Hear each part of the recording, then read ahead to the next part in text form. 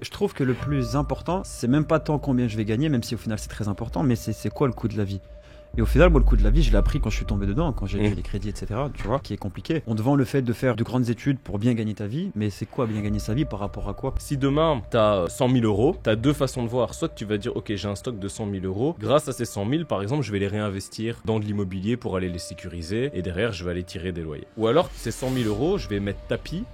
Je vais les réinvestir dans un projet et de ce projet, en réalité, je vais aller tirer 200 000 euros. D'ailleurs, on l'a vu, hein, regarde Pogba. À un moment donné, t'es champion du monde, tu traînes avec certains de tes amis qui n'ont pas les mêmes réalités, et puis tu vois, après, il y a des histoires de scandales, de difficultés et des choses comme ça qui se passent. Ça veut dire qu'à un moment, t'es obligé d'aller tracer ta route de ton côté. Tu sais, un jour, mon père m'a dit, la vie, c'est seul, hein, tu vois, c'est avec ta femme et tes enfants. C'est tout, tu vois. Et après, je pense que ce qui est important aussi dans ce que t'as dit, c'est qu'il y a beaucoup de gens qui mettent de l'argent de côté, qui savent économiser, mais par contre, cet argent, il reste sur un compte et ils en font jamais rien. Ils ont peur et après ils vont avoir des comportements qui sont complètement aberrants. Tu vois, moi je connais des gens, ils ont 80 000 euros sur leur compte ou 70 000 euros. C'est là, ça bouge pas. Mais ça bouge pas, on sait jamais. Ils sont en mode fourmi, tous les mois, sur leur salaire, sur les 6 000 euros, ils vont aller rajouter 1005. Et petit à petit, ils vont rajouter 1005, 1005, 1005. Et ça grossit, mais et quoi?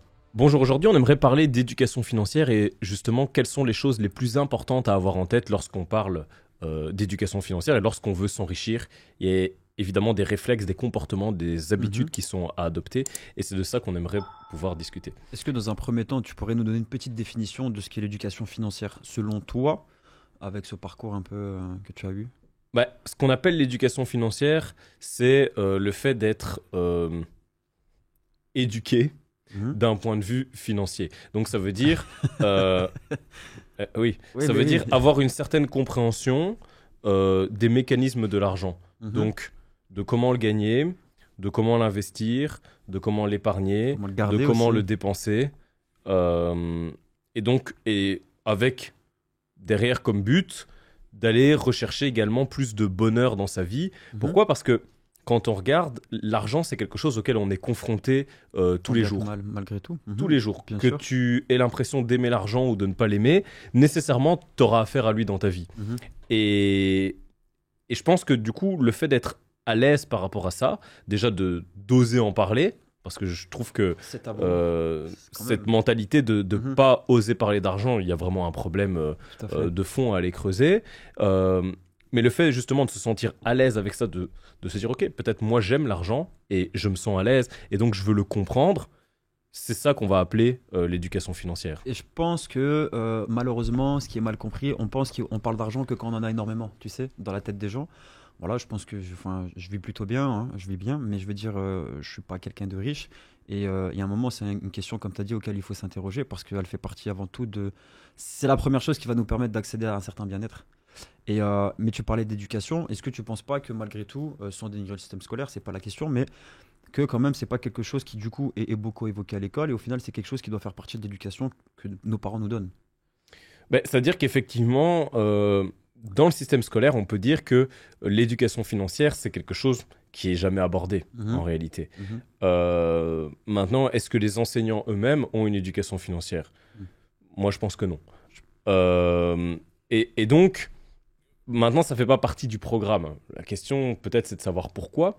Mais effectivement, il manque des bases dès le plus jeune âge et je trouve ça assez dommage. Maintenant, c'est peut-être une vision qui est un peu naïve des choses, mais c'est assez dommage dans le sens où, comme je te dis, tu vas nécessairement être confronté à l'argent dans ta vie. Et d'ailleurs, même quand tu étais à l'école, je sais pas toi si c'était ton cas, mais... T'allais à l'école? Si, j'étais à l'école. Tu n'avais pas... Ne me fais pas dire des choses que je n'ai pas dit. Bien sûr. Tu ne savais même pas spécialement combien tu allais gagner plus tard. C'est-à-dire que tu vois, quand tu as fait par exemple tes études pour être prof de sport initialement, est-ce que tu avais une idée? Est-ce que tes profs t'avaient dit, tiens, voilà, ça c'est le salaire que ça va être d'être prof de sport? Non. Et derrière, bon, ça c'est le coût de la vie. Non, c'est vrai. Mais déjà, je trouve que le plus important, et parce que c'est maintenant que tu en parles et c'est là que je réagis à ça, c'est même pas tant combien je vais gagner, même si au final c'est très important, mais c'est quoi le coût de la vie. Et au final, moi, le coût de la vie, je l'ai appris quand je suis tombé dedans, quand j'ai dû assumer la maison, quand j'ai dû assumer les crédits, etc. Tu vois. Et c'est ça qui est compliqué. Et on te vend surtout on te vend le fait de faire de grandes études pour bien gagner ta vie, mais c'est quoi bien gagner sa vie par rapport à quoi? Et bien gagner sa vie à l'époque où les professeurs nous en parlent, c'est peut-être plus actuel aujourd'hui parce qu'il y a des crises qu'on traverse et malheureusement, je pense que c'est quelque chose qu'on n'évoque pas du tout. Et donc, à mon sens, l'éducation financière, c'est quelque chose que tu dois prendre en main personnellement, Mhm. avec tes enfants ou avec toi-même, Mhm. dès le plus jeune âge. Et d'ailleurs, euh, pour moi, c'est une forme, on parle toujours des inégalités, parce qu'on est dans une société où on veut l'égalité à tout prix, là où en réalité, en fait, nous sommes tous Compliqué. totalement inégaux. Mhm. Mais néanmoins, c'est une forme d'inégalité dans le sens où si tes parents ont de l'argent et une certaine éducation financière, ils vont te l'enseigner. Tu Mhm. vois. Là où si tes parents n'en ont pas, ce qui est le cas de la plupart des gens, tu vas devoir aller chercher finalement ces choses-là toi-même. Et donc, c'est ça aussi qui contribue au fait que les gens qui ont de l'argent continuent à avoir de l'argent à travers les générations parce qu'ils ont des réflexes par rapport à Ouais, l'argent bien sûr. qui sont différents. Moi, je me souviens quand j'étais plus jeune, Mhm. euh, j'étudiais les gens autour de moi dont les parents avaient de l'argent. Mhm. Et je regardais quel était leur comportement, leur manière de réfléchir, leur manière d'être, et je voyais qu'il y avait des choses qui étaient différentes. Je ne Mhm. savais pas exactement Mhm. identifier quoi, Mhm. mais je voyais qu'il y avait des réflexes, des manières de faire qui étaient totalement différentes. Et je pense que tu as intérêt à aller t'inspirer de ça et de voir, ok, toi, à titre personnel, qu'est-ce que tu peux aller appliquer derrière dans ta propre vie, quoi. Le truc, c'est que socialement, c'est compliqué quand tu es à l'école, par exemple, dans le sens où, voilà, moi j'ai des parents qui étaient kinés, donc j'ai jamais manqué de rien. Maintenant, c'est pas pour autant que je peux considérer qu'on était riche. Après, c'est quoi la définition de la richesse? Voilà. Mais je sais qu'à l'école, on montrait du doigt comme étant un gosse de riche. Et c'était pas quelque chose de flatteur ou de positif, tu vois. Il y a même des fois où j'ai eu des conflits justement par rapport à ça. Et il y a un moment où presque tu as l'impression de te dire, attends, je gagne bien ma vie, mes parents gagnent bien leur vie. Et à l'école, c'est quasiment un problème de bien gagner sa vie, tu vois. Et je me suis aussi rendu compte que même si mon père, par exemple, gagnait bien sa vie, je me rends compte aujourd'hui qu'il a grandi avec un tabou par rapport à l'argent. Et il gagnait de l'argent, mais il n'a jamais parlé d'investissement, on n'a jamais parlé d'argent de manière générale. Je sentais que c'était un sujet qu'il ne travaillait pas. Il y a même des fois où voilà, il n'était pas forcément payé et il était content de faire ça de façon gratuite. Et aujourd'hui, ben, je ne le remercie pas parce que peut-être qu'il y a des choses qui auraient pu être construites différemment s'il avait eu cette éducation financière ou au moins s'il avait voulu changer ça lui-même, tu vois. Mais du coup, ça veut dire que selon toi, est-ce qu'il y a des... Parce qu'on parle de finances, est-ce qu'il y a des concepts clés qui, selon toi, sont primordiaux? Tu vois, peut-être pas tous les évoquer, mais des choses de base quand on parle d'éducation financière. Parce qu'au final, c'est quoi? Mais je pense déjà qu'il y a cet état d'esprit qui est assez important, c'est de ne pas penser l'argent en termes de stock, mais en termes de flux. Je Ok. pense que ça, Mhm. c'est déjà vraiment un concept qui est essentiel Mhm. au-delà des concepts classiques. C'est-à-dire te dire, OK, mon but, c'est pas d'accumuler une somme d'argent euro après euro, Mhm. mais c'est justement, lorsque j'ai de l'argent qui vient, je vais peut-être le faire partir pour le faire revenir et je vais faire tourner l'argent et je vais Mhm. le faire circuler et de cette manière, il va grossir. Mhm. Alors, c'est un concept qui peut paraître a priori Le un flou. peu flou et ésotérique, mais lorsque tu l'as compris, tu vois que la manière de penser classique qui est linéaire, elle est mauvaise. Mhm. Euh, et je pense que c'est aussi une question culturelle, hein, tu vois. Mhm. Euh, je vais te donner un exemple. Si demain, tu as 100 000 euros, par exemple, tu as deux façons de voir. Soit tu vas dire, OK, j'ai un stock de 100 000 euros. Grâce à ces 100 000, par exemple, je vais les réinvestir Mhm. dans de l'immobilier pour aller les sécuriser. Et derrière, je vais aller tirer des loyers. Donc, ça, c'est une chose. Ou alors, tu as une autre manière de dire, c'est, en fait, ces 100 000 euros, je dis pas de faire ça, hein, mais ces 100 000 euros, je vais mettre tapis, Mhm. je vais les réinvestir dans un projet, et de ce projet, en réalité, je vais aller tirer 200 000 euros. En fait, tu veux faire travailler ton Et argent donc, pour que... mais donc, je vais, ouais, mais même au-delà de le faire travailler, c'est, il est là maintenant, mais je vais, comment dire, le réinvestir Mhm. parce que, pour que derrière, il me génère plus. Ouais. Ou je peux te donner même un autre exemple. Moi, quand j'ai de l'argent, parfois, il m'arrive de dépenser cet argent en me disant l'argent que je dépense, c'est la dépense, elle est un peu déraisonnée, tu vois, Mhm. a priori. Mais en fait, pas tellement. Mais je peux te donner des exemples simples, tu vois. Si demain, j'ai des meubles à faire monter chez moi, Mhm. c'est le cas, mais je vais payer quelqu'un pour monter ces meubles, Mhm. d'accord? Alors je pourrais me dire, ah oui, euh, pour faire ça, il faudrait, je sais pas, que je me considère comme étant quelqu'un de très riche ou, tu vois, je sais pas, il faudrait que je gagne 50 000 euros par mois pour me dire, tiens, je vais payer des gens pour monter des meubles, je vais payer des gens pour faire mon déménagement, je vais payer des gens pour faire ma pelouse, etc. Mais non, en fait, je me dis, ok, tiens, je vais allouer cet argent, je sais pas, c'est 200 euros, tu vois. Mais c'est pas grave parce qu'en fait, ces 200 euros, ils vont me permettre de me libérer du temps pour aller travailler sur quelque chose qui va me permettre de générer de l'argent. Et derrière, en fait, grâce à ce temps libre, je vais aller générer 100 000 euros. Mais c'est ça le plus important. Et donc, je pense en fait en termes de flux. Je me dis pas, tiens, j'ai 200 euros, c'est 200 euros, enfin, on va dire, j'ai 50 000 euros, là, maintenant, tout de suite. Ces 50 000 euros, je vais pas me dire, tiens, je dois les garder et essayer d'aller faire grossir cet argent. Non, dans ces 50 000, je vais les mettre 200 là, je vais aller mettre 500 là, je vais aller mettre 1000 là, je vais aller mettre 5 000 là pour des choses qui peuvent paraître futiles, mais en fait qui ne le sont pas. Je vais aller payer un gars 150 euros pour aller nettoyer ma voiture. Parce que de cette manière, je me libère du temps, je vais aller faire des opérations, je vais aller générer plus d'argent, et donc l'argent, il circule. Et il circule dans l'économie, et il évolue et il grossit. Et je pense que ça, c'est vraiment, tu vois, un concept de base par rapport à l'argent qui ne fait pas partie du tout de la mentalité. Mais après, comment tu commences à faire circuler l'argent? Parce que pour que l'argent circule, il faut que tu en aies un minimum. Mais non, c'est dès le début.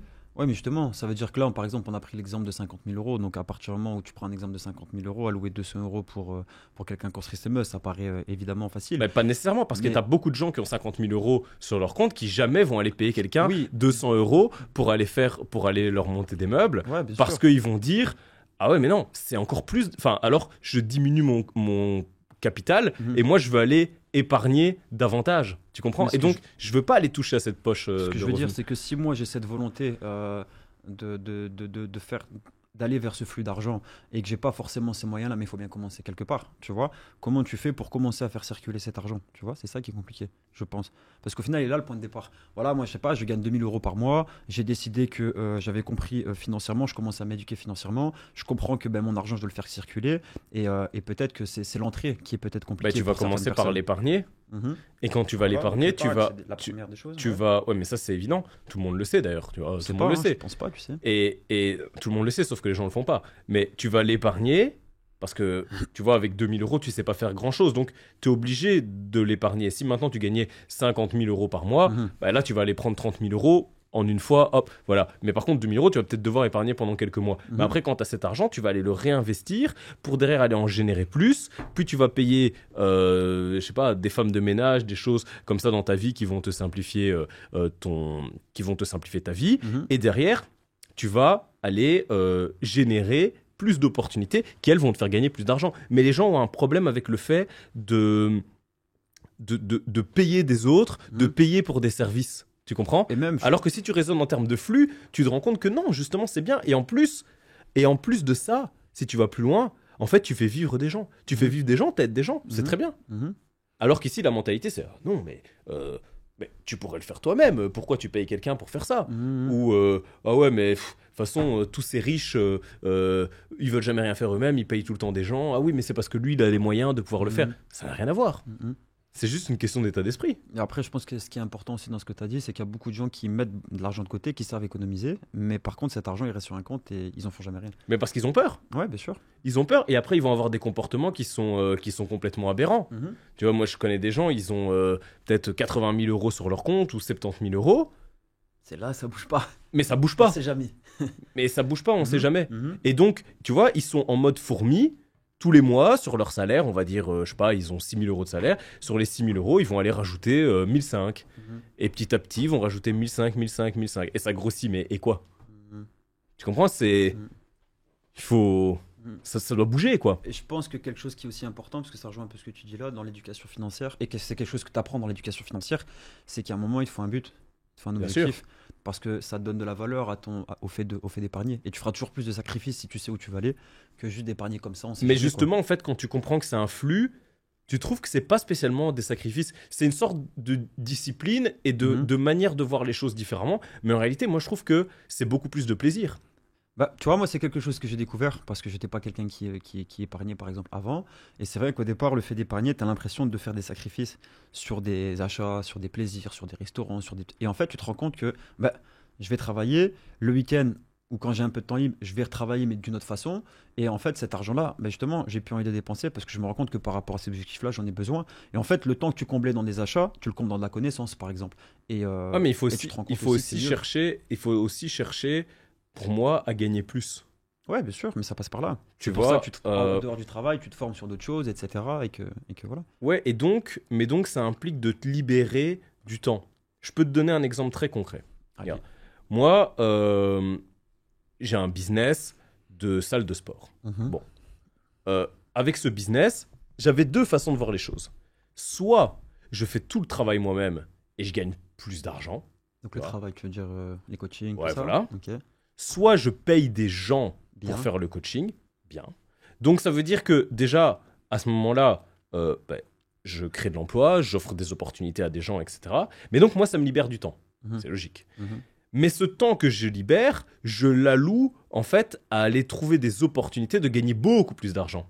Mhm. Et en fait, tout le monde peut faire ça à son propre niveau. Parce que je veux dire, demain, n'importe qui est salarié peut se dire, je donne un exemple, il a besoin de faire entretenir sa maison Mhm. 10 heures par semaine, mais pendant 10 heures par semaine, il va payer quelqu'un pour faire son ménage chez lui, parce que de toute manière, il devra faire son ménage. Mhm. Tu vas pas vivre dans la saleté. Mhm. Mais pendant que tu as payé cette personne 10 heures par semaine pour faire ton ménage, toi, tu es en train de travailler, tu es en train de te libérer du temps pour aller réussir à faire des choses qui vont te rapporter plus que ton travail, qui soit à terme te feront quitter ton travail parce que, en fait, tu vas te rendre compte que l'argent que tu es capable de générer dans ces activités complémentaires, il est plus important que ton travail. Et donc, à un moment donné, il y a un arbitrage à faire et c'est logique.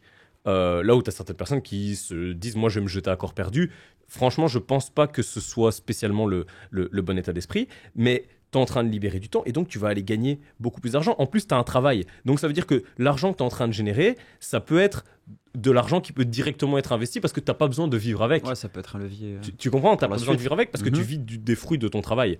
Et donc ça c'est une manière de voir, mais ça nécessite de raisonner comme l'argent est un flux et Mhm. pas un stock. Et donc d'avoir la connaissance financière. Parce que sinon, si c'est un stock, tu vas dire, ben moi, je gagne 2000 euros par mois. Tous les mois, je vais épargner 300 euros. 300 euros, 300 euros, 300 euros. Sauf que là, tu dis, ben non, en fait, mes 300 euros, je vais payer des gens pour faire mon ménage avec ces 300 Mhm. euros. Et du coup, moi, je vais aller développer des idées de business et je vais aller développer des trucs. Et après, je fais ça avec d'autres choses dans ma vie au fur et à mesure. Et en fait, tu vas du coup déléguer plus de choses dans ta vie. Et en fait, c'est plus plaisant. Mais du coup, ça veut dire que si ces choses-là t'ont pas été inculquées par l'éducation, au final, toi, tu dois avoir un déclic personnel. Ah ouais. Et comment tu peux créer ce déclic? Ça peut arriver, tu vois? Parce que c'est pas un jour tu te lèves en disant, tiens, je crois que je me fais un peu baiser, j'ai envie de m'éduquer sur la finance, tu vois? Est-ce qu'il n'y a pas des... Parce que forcément, enfin, moi, quelque chose qui a joué beaucoup pour moi, c'est le fait de côtoyer des gens qui étaient dans ces choses-là, le fait de changer un peu l'environnement dans lequel j'étais, qu'il te faut côtoyer d'autres personnes, tu te rends compte que, bah, il y a peut-être d'autres manières de faire. Mais est-ce qu'il n'y a pas... Enfin, tu vois, ce déclic, il est pas instantané. Tu te réveilles pas un matin en disant, bon, allez, il faut que je m'éduque sur la finance, tu comprends? Et je pense que c'est ça qui est compliqué et qui manque peut-être à beaucoup de gens. Ouais, je suis 100% d'accord avec toi. Maintenant, moi, je peux te retourner la question Mhm. et te la poser. Qu'est-ce qui fait, selon toi, que toi, à un moment donné, tu as eu un déclic? Ben, côtoyer via mon travail des gens qui avaient des projets financiers, en fait. Ouais, mais tu peux côtoyer des gens et que malgré tout, ça crée pas de déclic chez toi. Non, bien sûr, mais à un moment, je me suis rendu compte que... Enfin, ce déclic, je l'ai eu via des discussions avec eux où tu prends. En fait, on a une certaine vision de la réalité et en fait, ces gens-là ont une autre version de la réalité. Et à partir du moment où ils te l'explosent et que toi, après, tu commences à faire tes recherches et que tu lis deux, trois livres, tu te dis, ah putain, ouais, c'est vrai. Et là, j'ai commencé à réfléchir et me dire, bon, c'est vrai qu'il faut comment je pense à mon avenir. Et j'ai surtout commencé à me dire, bon, l'avenir, il va peut-être être pas aussi rose, il faut peut-être que je commence à anticiper l'avenir. Ouais, mais donc ça veut dire que finalement, tu vas faire ton éducation financière à partir du moment où toi, tu considères soit que tu veux autre chose, Mhm. soit que tu veux un avenir meilleur. Bien sûr. Mais pour moi, c'est tout. Et Mhm. sauf que, tu vois, Oui, un ça vient moment, avant tout de à un toi. Et moment donné, c'est toi à un qui moment décides d'ouvrir donné, un livre et d'y aller, quoi. voilà, Bien sûr. à un moment, il faut voir les choses en face. Mhm. Soit tu te dis, moi, j'accepte. En fait, tu sais, c'est soit tu fais 40 ans de prison et à la fin, t'as rien, soit tu fais 5 ans de bagne, enfin, ou 40 ans en cage, tu vois, et tu fais 5 ans de bagne, mais pendant les 5 ans, tu vas peut-être travailler comme un chien, tu vois, mais derrière, tu vas avoir quelque chose d'autre parce que tu vas devoir changer ton état d'esprit, etc. Et tu vas après apprécier le processus. Mais donc, si tu te dis à un moment donné, moi, je veux soit quelque chose de différent maintenant, ou à moyen terme, ou tout du moins je veux quelque chose plus tard, Mhm. mais ça va nécessiter que tu fasses un peu fonctionner tes ménages Ouais, bien sûr. et que tu décides d'aller le faire. Maintenant, je pense qu'il y a certaines personnes qui n'aspirent pas à ça, Bien sûr. parce qu'ils se disent, voilà, moi, j'ai ce que j'ai et ça me on peut convient. respecter, je Et comprends. si derrière, il n'y a pas, tu vois, de jalousie par rapport à l'argent, qu'il n'y a pas de tabou, Mhm. etc., pour moi, c'est faire, c'est OK, Ouais, tu vois. Par contre, ceux qui. Euh, Par contre, si derrière, tu es un rageux, Donne-toi les moyens d'avoir ce qu'eux, ils ont. mais c'est que si tu es un rageux, c'est parce que tu n'as pas de couilles, tu vois. Mhm. Et que tu décides pas à un moment donné toi aussi de faire, et donc tu vas dire, ah mais un tel il a eu ça parce que ceci, parce que cela, mais il a de la chance, mais il a cela, etc. Non, porte tes couilles, tu vois. Ouais, je pense que beaucoup de gens peuvent, peut-être quasiment tout le monde peut devenir riche, mais tout le monde n'est pas prêt à le devenir. Voilà. Voilà la différence, je pense. Tu sais, comme on dit en anglais, hein, pay the price. Il y a un prix à tout. Mhm. Et donc voilà, mais moi je pense, donc comme je te dis, première chose en termes d'éducation financière, vraiment raisonner en termes de flux et pas raisonner en termes de stock. Mhm. Ça c'est une des choses. Je pense que la deuxième chose, parce qu'en fait finalement ça résume beaucoup de choses, Mhm. parce que ça résume quoi aussi? Ça résume le fait que tu dois investir, Mhm. que tu dois investir sur ta personne, Donc, que tu dois investir épargner. dans des projets. Mhm. Et pour le faire, effectivement, tu vas devoir à un moment donné épargner également. Avoir une certaine vision aussi. Hein. Avoir une vision et avoir une certaine hygiène financière. Mhm. Et je pense aussi en termes d'éducation financière, tu vas devoir changer d'environnement. Ouais. Mhm. À un moment, tu dois te dire, je ne peux pas être la personne que j'étais avant si je veux arriver à ces objectifs-là. Mhm. Et je peux peut-être pas fréquenter autant qu'avant les amis peut-être que j'avais, Qui eux ont peut-être pas qui l'ambition eux que ont moi, je pas partage. cette ambition. Ouais, bien sûr. bien T'auras sûr. pas le choix. Ouais, c'est comme un sportif de haut niveau. Il y a un moment, si tu veux être un champion du monde, tu vas devoir t'entraîner. Et tu vas d'ailleurs, plus on l'a sortir vu, hein, avec, regarde Pogba. Mhm. À un moment donné, t'es champion du monde, Mhm. tu traînes avec certains de tes amis qui peut-être eux n'ont pas les mêmes, qui n'ont pas les mêmes réalités. Et puis tu vois, après il y a des histoires de scandales, de difficultés et des choses comme ça qui se passent. Donc ça veut dire quoi? Ça veut dire que à un moment, tu es obligé d'aller tracer ta route de ton côté. Si tu vas avoir, tu sais, un jour mon père m'a dit, la vie c'est seul, hein, tu vois, c'est avec ta femme et tes enfants. Ouais, ouais. C'est tout, tu Un vois. peu triste, mais c'est malheureux. C'est réel, c'est très réel. Donc Malheureusement. voilà, je pense que c'est vraiment ça qu'il faut avoir en tête en termes d'éducation financière. Je sais pas si toi, tu as quelque chose à rajouter, mais finalement, quand tu as ces concepts-là en tête, tu as l'essentiel. Non, je pense que comme tu as dit, moi honnêtement, la chose qui m'a le plus permis d'évoluer, c'est l'investissement, pas financier, l'investissement personnel. Et te dire qu'à un moment, si tu veux plus, il faut donner plus. On a déjà fait des vidéos sur ça, que ce soit sur ton travail, que ce soit sur ton investissement personnel à la maison, sur ce qui t'intéresse, peut-être t'intéresser à d'autres choses, mais je pense que tout passe par un gros travail de développement personnel. Et malheureusement, c'est quelque chose qui est très négligé par les gens. Voilà, Effectivement. et après, ouais, avoir vraiment, tu vois, comme je dis, une certaine... c'est une question de rapport aussi à l'argent, mais je pense que ça, on pourra en parler dans un autre podcast, mais tu dois aussi avoir un rapport à l'argent qui est différent. Tu vas avoir un rapport à l'argent qui est sain, et pas être dans une relation où tu te dis l'argent c'est mal, ou... L'argent trop mauvais. Tu vois, ouais. Finalement, c'est qu'un outil, et n'importe quel outil, tu le mets entre les mains d'une personne. Si la personne elle est bonne, elle va faire quelque chose de bien. Tu vois, tu vas mettre une voiture entre les mains de quelqu'un, bah, tu vas avoir des gens qui vont aller te faire de la compétition automobile et qui vont être des champions du monde et qui vont derrière attirer des gens, créer de l'économie, créer des sponsors, etc., donner du plaisir aux gens. Tu as des gens à qui tu vas donner une voiture et ils vont foncer dans la foule sur la croisette, tu vois, et qui vont faire des attentats. Est-ce que la voiture, elle est mal? C'est pas la voiture, Ouais, c'est c'est la l'usage que personne. tu en fais de l'argent au final. C'est la personne. Mhm. Et donc, derrière, avec l'argent, c'est la même chose. Ouais, tu peux faire de très grandes choses avec l'argent. Et de ce que très je bonnes trouve- choses, même. Et ce que je trouve qui est bien, et moi j'adore l'argent, tu vois, ce que je trouve qui est bien, c'est que ça te permet vraiment de pouvoir démultiplier tes actions. Mhm. Qu'elles soient bonnes ou mauvaises d'ailleurs. Ouais, bien sûr. Mais ça te permet vraiment de pouvoir démultiplier tes actions si tu as envie de faire du bien autour de toi. Mais avec de l'argent, tu peux faire beaucoup de choses, Énormément. tu vois. Mhm. Si demain, t'as pas envie t'as envie de faire du bien, mais t'as pas d'argent, qu'est-ce que tu vas aller faire? Mhm. Ouais, tu vas donner de ta personne.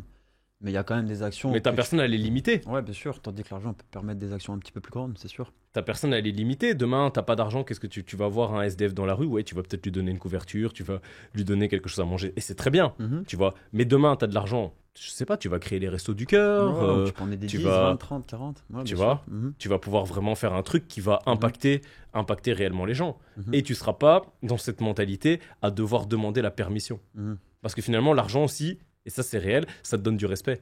Les gens vont te respecter parce que t'as pas besoin de demander l'autorisation pour beaucoup de choses. Mhm. Il y a des choses que tu peux faire. Tiens, j'ai décidé, moi je vais aller aider des gens.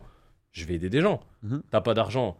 Je vais aller voir la commune Ouais, en tu dois lever des disant fonds, machin, je vais truc, aller faire ceci, cela, oui, mais non, mais c'est de telle manière. Mhm. Et puis on va te mettre des bâtons dans les roues et on va te casser les couilles à la fin. Mhm. D'ailleurs, tu peux même vouloir construire un patrimoine financier juste uniquement dans cet usage-là, hein, si tu le souhaites vraiment. Pourquoi pas, Mais parce quoi. qu'en fait, l'avantage c'est que quand tu as de l'argent, ce que je remarque, tu peux dire fuck you à tout le monde. Ouais, c'est sûr.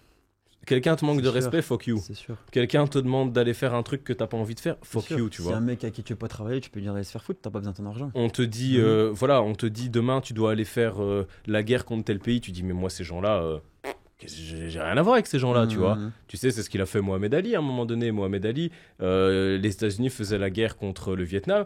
Qu'est-ce qu'il a dit, Mohamed Ali? Il a dit, mais moi, j'ai rien à voir contre les Viet Cong. Moi, ils m'ont jamais rien fait. Moi, je vais pas aller là-bas, tu vois. Mhm. Donc, qu'est-ce qu'il a dit? Fuck you, tu vois. Et on lui a pris comment dire, sa ceinture, Mhm. etc. Il n'a pas pu combattre. Mais ça lui a quand même coûté quelque chose, tu vois. Mais derrière, il avait certainement de l'argent et aussi la possibilité d'avoir des soutiens pour dire fuck you, Mhm. tu vois. Mhm. Alors que t'as pas d'argent, demain on te dit t'es réquisitionné pour aller te battre sur n'importe quel front Bon, contre bah, des gens, allez, hein. qui t'ont rien fait. Allez, hein. Enfin, toi tu vas te dire moi ils m'ont rien fait ces gens-là, bien sûr, moi j'ai bien rien sûr. à voir avec eux, tu Mhm, vois. mhm. Et toi tu leur as rien fait d'ailleurs, ça c'est Mhm. des histoires qui se passent au-dessus de nous. Mhm. T'es peut-être obligé d'y aller. Mhm. Donc finalement, tu vois, je pense que c'est pour cette raison que c'est vraiment important mais on a une mentalité qui est éclatée. Tu sais, moi je voyais un truc hier, parce qu'il y a eu un nouveau gouvernement ici, et il disait qu'il voulait changer un truc par rapport aux retraites, tu vois, Mhm. par rapport aux retraites des enseignants. Mhm. Et t'as des enseignants qui disent ah oui, mais on va plus avoir notre peau maladie, parce qu'attends, on est quand même dans un système de fou où les gens en fait Peau maladie. ils ont C'est quoi une peau maladie? ils ont un peau maladie, c'est-à-dire je sais pas exactement comment ça un fonctionne. pot, hein. T'es enseignant, Ouais, je sais pas, chaque année, tu as droit à 15 jours de maladie. ok. Tu vois, et ça Mhm. s'accumule d'année en année, tu vois. Mais bon, t'es d'accord qu'on marche sur la tête, Donc tu ça vois. veut dire, attends, si je suis enseignant, je critique pas. Mais ça veut dire, si je veux là, il y a 15 fois où je dis, je viens pas, je suis malade. C'est ça? Globalement, ouais. Ok. Parce qu'ils ont Donc un tu pot choisis maladie. d'être malade, Ils ont... carrément. C'est des vacances. au final. ils ont un pot maladie. Ouais, ouais. Et ça s'accumule d'année en année. Ok. Donc je sais pas si pendant 10 ans, t'as pas été malade, t'as 150 jours de maladie. Ça. Tu vois. Sachant que ça travaille 105 jours par an, globalement, un enseignant, tu vois. Mhm. Et du coup, on leur disait, parce que le gouvernement est en train de réformer des trucs, et en disant... Ouais, j'ai vu qu'ils avaient manifesté. En disant ouais bon ben voilà peau maladie on va peut-être faire quelque chose là-dessus, il faut un peu serrer la vis la retraite je sais pas on va un petit peu Ils veulent diminuer, non? ouais mais Je crois en qu'il y a fait des points qui se cumulent plus, j'ai entendu. voilà parler un toute peu, une histoire comme ça. Après, il y a des choses sur la retraite, je suis d'accord. Mais le Et pot là, maladie, tu je vois les connaissais pas. gens, Je trouve ça- tu vois les gens dans les commentaires sur internet tu vois Ouais, ouais. qui disent ah ouais mais du coup si c'est comme ça alors on devrait être comme dans le privé, du coup on devrait aussi avoir des voitures de société, des cartes essence, des machins. Bon déjà dans le privé tout le monde n'a pas une voiture de société, une carte essence, mais deuxièmement tu vois que, et vraiment encore une fois c'est sans vouloir mépriser, mais ces gens-là sont en position de victime. Mhm. Tu comprends? Ah, le gouvernement a changé ça. Et en fait, tu sens que ça va impacter leur vie parce qu'ils sont pas au contrôle de leur vie. Tu sens Parce tout que... est- ouais, ils sont impactés entièrement par ce que le gouvernement veut faire C'est ça. et pas Parce qu'ils n'ont pas par d'autonomie. les moyens qu'ils peuvent se donner pour sortir. Parce qu'ils un ont petit pas peu de ça. d'autonomie. Ouais, je Et donc comprends. derrière, en fait, t'es pas respecté. Et parfois, tu te respectes pas toi-même parce que si tu mets des commentaires comme ça, pour moi, t'as aucun respect. Parce que quelle éducation tu vas donner à tes enfants? Mais bon, soit, voilà. Ça, c'est... Je veux pas rentrer Censure, là-dedans. censure. Mais tu vois, et c'est là que l'argent, comme je te dis, ça va te donner du respect. Et donc, éducation financière, raisonner en termes de flux plutôt que raisonner en termes de stock, se dire que l'argent c'est bien, que ça va démultiplier finalement ton pouvoir, qu'il soit positif ou négatif, que il va falloir épargner, il faut chercher à gagner plus, qu'il faut avoir une bonne hygiène financière, un rapport à l'argent qui est sain, d'investir sur soi, d'investir dans des produits, que ce soit financiers, immobiliers ou autres. Je pense que ça, c'est vraiment, tu vois, les règles de base. Je sais pas si toi, tu as 2-3 trucs à rajouter avant de conclure. Et après, si vous avez des idées, dites-le dans les commentaires. S'il y a des choses aussi pour vous en termes d'éducation financière qui sont essentielles. Ils sont Mais prioritaires. je crois que Non, je pense t'écoute. qu'on a fait l'ensemble. Moi, je t'ai dit, la chose la plus importante que j'ai appris au niveau de l'argent, c'est déjà de se dire que l'argent est nécessaire et qu'il n'est pas mauvais, tu vois. Parce que je trouve que c'est quelque chose qu'on essaie vraiment de nous ancrer. Donc oui, il y a des gens qui ont beaucoup d'argent qui sont des pourris, il y a des gens qui sont arrivés à une richesse en faisant des choses malsaines, mais je connais aussi beaucoup de gens qui font beaucoup de bien grâce à l'argent. Donc faut sortir un petit peu de cette vision néfaste de l'argent et à toi de voir ce que tu veux et de ce que tu veux faire de cet argent-là. Et puis voilà, donne-toi les moyens. Après, malheureusement, Antoine vient de France, hein, et en France, les Français ont vraiment un problème avec l'argent Avec l'argent. pour une partie d'entre eux. Allez, C'est sur vrai. ce, on se voit dans un prochain Prochain épisode. podcast, Merci. Ciao.